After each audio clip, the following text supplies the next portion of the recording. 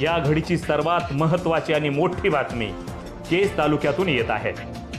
केज तालुक्यातील धर्माळा या गावी राष्ट्रवादी काँग्रेस पक्षाचे अधिकृत उमेदवार बजरंग सोनवणे यांच्या पत्नी जिल्हा परिषद सदस्या सौ सारिकाताई बजरंग सोनवणे या गेल्या असता त्या ठिकाणी गावगुंडांनी त्यांच्या प्रचार सभेवर हल्ला चढवण्याचा प्रयत्न केला।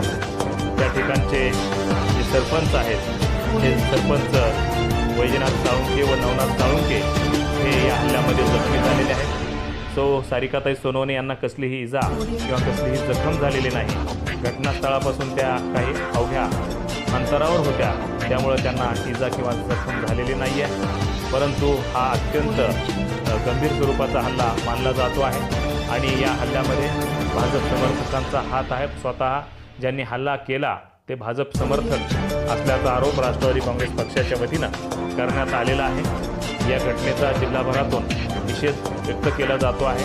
सोशल मीडियावर या घटनेचा सार्वत्रिक निषेध होतो आहे। बीड जिल्ह्याची परिस्थिती बिहारसारखी झाली काय असाही सवाल या ठिकाणी व्यक्त करण्यात येतो आहे। रात्री उशिरापर्यंत धारूर पोलीस स्टेशनमध्ये यासंबंधी आरोपीवर गुन्हा दाखल करण्याची प्रक्रिया सुरू होती आणि स्वतः सारिकाताई सोनवणे यांनी मी सुखरूप आहे अशी पोस्ट सोशल मीडियावर केलेली आहे।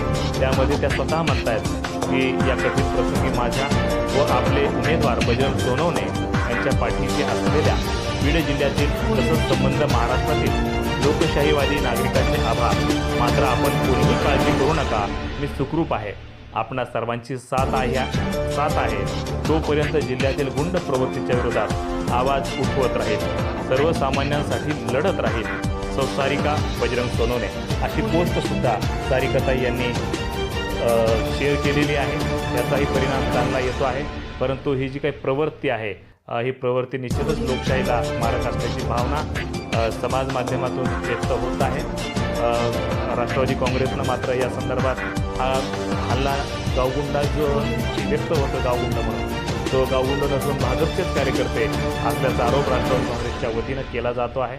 सदरील गावगुंडाच्या विरोधात धारूर पोलीस स्टेशनला गुन्हा दाखल करण्याची प्रक्रिया रात्री उशिरापर्यंत सुरू होती। या हल्ल्यामध्ये कोयत्याचा वापर करण्यात आल्याचाही या ठिकाणी आरोप करण्यात आलेला आहे आणि जो आरोपी आहे तो मद्यपी होता।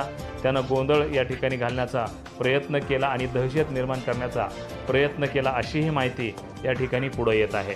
अत्यंत गंभीर स्वरूपाची ही घटना धर्माळा येथे घडलेली आहे आणि भाजप कार्यकर्त्यांनी ही घटना घडवली असल्याचा आरोप राष्ट्रवादी काँग्रेसच्या वतीनं करण्यात आलेला आहे।